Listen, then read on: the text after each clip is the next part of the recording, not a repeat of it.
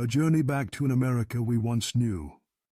There are quiet afternoons when the last light of the day falls across the porch and a gentle breeze drifts by, carrying the scent of freshly cut grass, and I find myself remembering my childhood years in America. It was the time from the late 40s to the 70s when life had its own rhythm, slower and simpler, when the sound of the yellow school bus horn each morning made a child's heart race, when the smell of meat grilling in a neighbor's kitchen set the whole street astir, when sidewalk games went on until the streetlights came on. In those memories, there are things that seem to have vanished today. They were not only objects or habits, but pieces of a time that together formed an entire era. And every time I recall them, it feels as though I am returning to days when the world was smaller, warmer, and closer. Come sit with me and let us follow the roads of memory. We will begin with the flavors that nourished our childhood, pass through the games that shaped our laughter, return to the schoolyard where the bell echoed, and touch upon the historical moments that left their mark on our lives. Speaking of the childhood of our generation, we cannot forget the foods that became a part of memory. They nourished not only the body, but the soul. Each dish was a story, a family moment, a time of waiting and savoring. In the 50s, Jell-O was not just a dessert. It was the sparkling highlight of every family gathering, the reward children anticipated all day. Soft, shimmering cubes of jelly in glass bowls reflected the kitchen lights into sweet colors. Sometimes the bright red of strawberry, sometimes the cool green of lime. And now and then, Mother would skillfully pour several layers to create a beautiful rainbow. We sat around the table, eyes following each spoonful being served, feeling as though we were being given a treasure. Nothing recalls family dinners more than the pot roast slowly simmering on the stove. On Sunday morning, Mother would place a large cut of beef into the cast iron pot, add carrots, potatoes, onions, and a touch of her secret spices. The whole house soon filled with the aroma of tender meat, mingling with the sweetness of vegetables. When Father sliced the meat, the thick gravy ran out, and we spooned it over mashed potatoes, eating with warm, crusty bread. It was not just a meal, but a weekly ritual of reunion. In summer, the most appealing place for children was not the park, but the soda fountain on the corner. We sat on high swivel stools, watching the soda jerk draw soda from the tap, add a scoop of vanilla ice cream, and top it with whipped cream. The clink of ice in the glass, the chatter of customers, the music from the jukebox in the corner, all blended into a refreshing refuge from the sweltering heat. A sundae or root beer float cost only a few cents, but to us, its value was beyond measure. The plastic compartment trays were another part of school day memory. The cafeteria served simple but comforting dishes such as meatballs with gravy, mashed potatoes, cornbread, and sometimes a warm slice of apple pie. There was always a serving of Jell-O or pudding in the small end section of the tray, like a sweet promise to the child who finished their lunch. The jingling bell from down the street was the signal for all of us to drop our games and run. The white ice cream truck with its small serving window appeared, and inside was a world of popsicles, chocolate-dipped cones, and colorful shaved ice cups. Just a few coins brought a cool treat we carried carefully in the summer sun, trying to keep it from melting down our hands. Our childhood was measured by the sun falling across rooftops and by the moment when the streetlights turned on. There were no phone reminders. We simply heard each other's voices calling from the gate, the sound of a ball hitting the pavement, the whip of a jump rope on the sidewalk. The whole neighborhood was an open-air stage. With only an empty can, a piece of chalk, or a length of rope, an afternoon could turn into a memory. We placed an empty can in the middle of the yard. One kid was the guard, pressing their face to the wall, counting loudly. The others scattered. I often hid behind Mrs. Peterson's lilac bush, waiting for the guard to veer away from the can. Sometimes my heart pounded so hard I feared it could be heard. When someone dashed out and the can rang with a metallic clatter, we all burst into cheers as if we had just broken out of prison through wit and speed. Once, I tripped over a tree root and scraped my knee. My friend pulled me up and we laughed until tears came. The tiny scar remains, a sweet marker of freedom. On hot afternoons we found shade beneath the old oak. On the cool cement, a handful of metal jacks and a small rubber ball were all we needed. Toss the ball, grab the jacks, catch the ball again. It sounded simple, but it required steady breath, quick fingers, and a sharp eye. Each clink of metal on cement became a rhythm. When you scooped the whole set before the ball's second bounce, joy spread through you. Some days we played until dusk, fingers aching, yet faces still smiling. Without a real ball field, we turned the street into a stadium. A broom handle became a bat, a small rubber ball our baseball.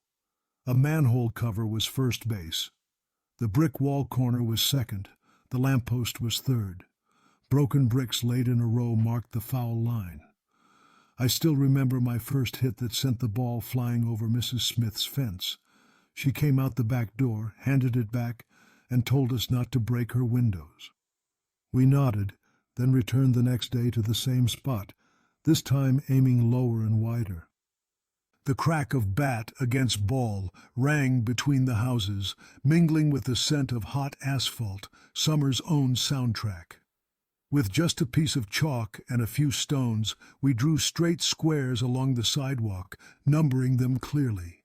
Players tossed a stone into a square, then hopped through the others to retrieve it.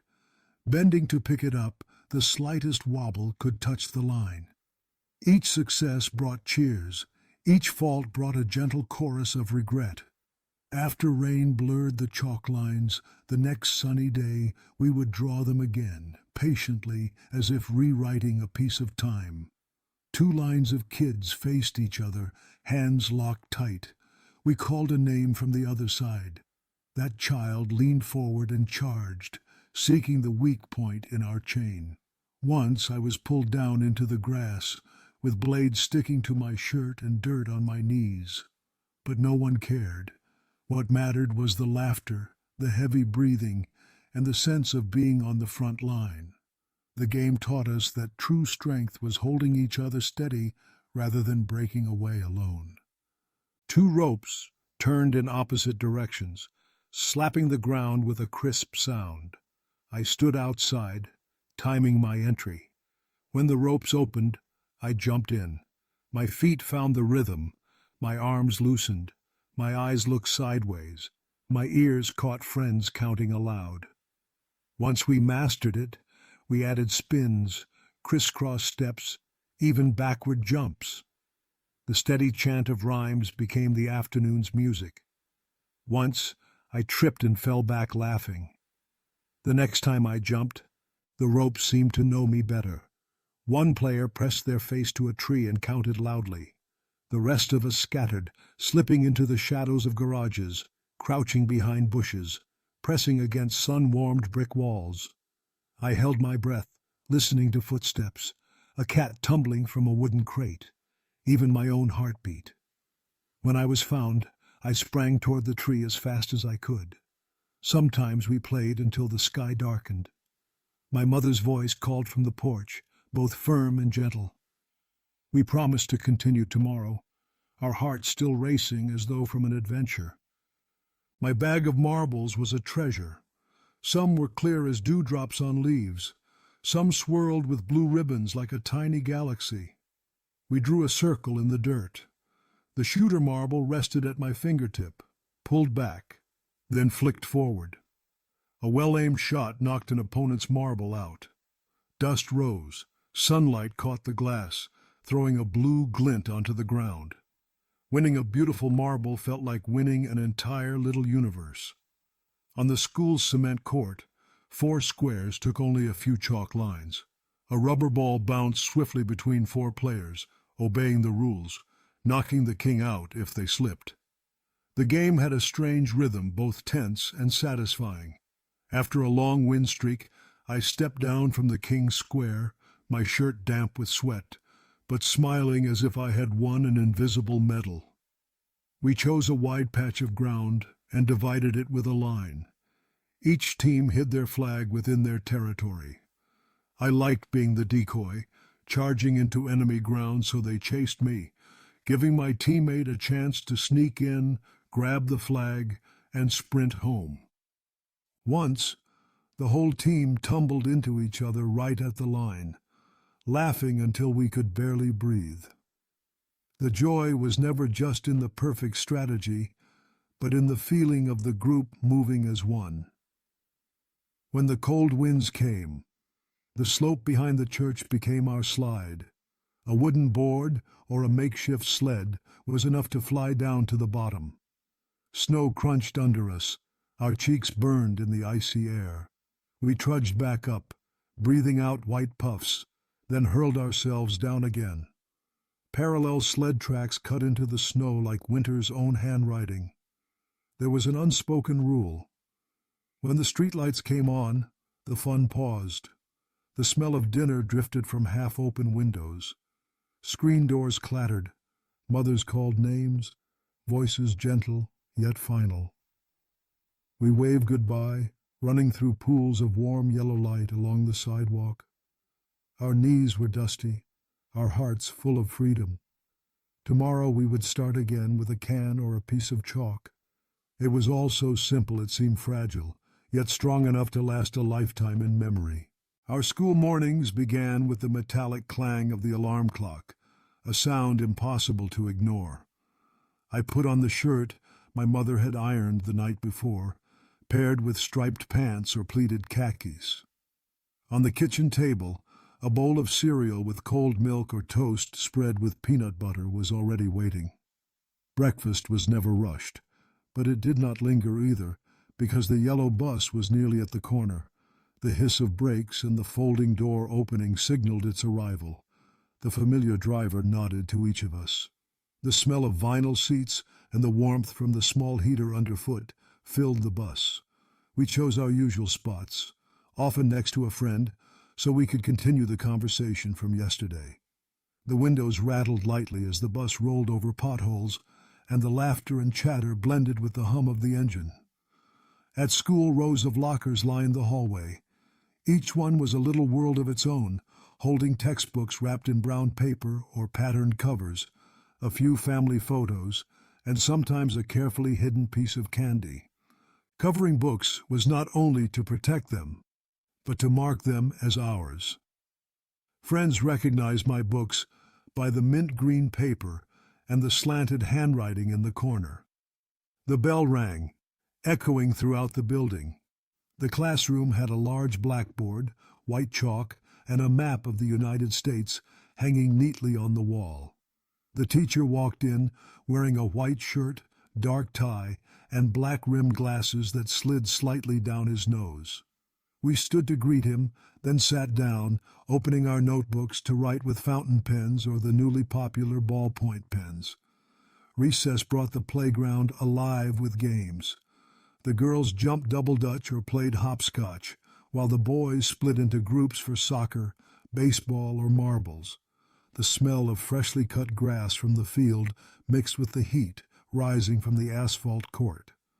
The ringing bell pulled us back inside to bend over our desks, finishing assignments while quietly counting the minutes until the final bell. Lunch in the cafeteria came on metal trays with clear compartments. There might be a slice of pizza, a serving of salad, a carton of milk, and sometimes dessert like pudding or bright red Jell-O. We sat in groups, trading away the things we did not like. The clinking of utensils, the low hum of conversation, and the reminders from the lunch monitors to keep order became the familiar soundscape of noon. When the school day ended, the yellow bus carried us home once more. In the late afternoon, sunlight filtered through the windows, casting a golden glow across our hair. In those moments, time seemed to slow. We knew that tomorrow would follow the same pattern, But it was this repetition that built a steady and cherished rhythm to life. In the years after World War II, America entered a time of booming car culture. Roads were widened, gas stations appeared everywhere, and new models like the Chevy Bel Air or Ford Mustang became every family's dream. I remember my father standing for a long time beside a red and white two-tone Bel Air at the dealership, his hand brushing against the bright chrome trim as though touching the future.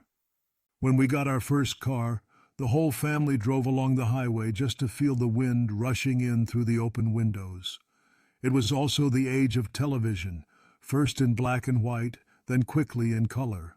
The TV set in the living room became a new kind of hearth, gathering everyone together in the evenings. We watched legendary shows like The Ed Sullivan Show, I Love Lucy, and The Morning News. When our neighbors bought a color television, the entire street gathered to watch a test broadcast, amazed by the red of a dress, the blue of the ocean, and the gold of sunlight. The war and post-war years left deep imprints on families and communities. Many fathers and uncles returned from the battlefield carrying both stories and silences. Mothers who had held the family together during those years returned to homemaking or sought new work. There were school ceremonies to honor those who never returned. The American flag fluttered in the breeze, while the slow, warm notes of a trumpet filled the air. These changes blended with the rising prosperity, shaping a time in which our memories mixed joy with a deep appreciation for the life we had.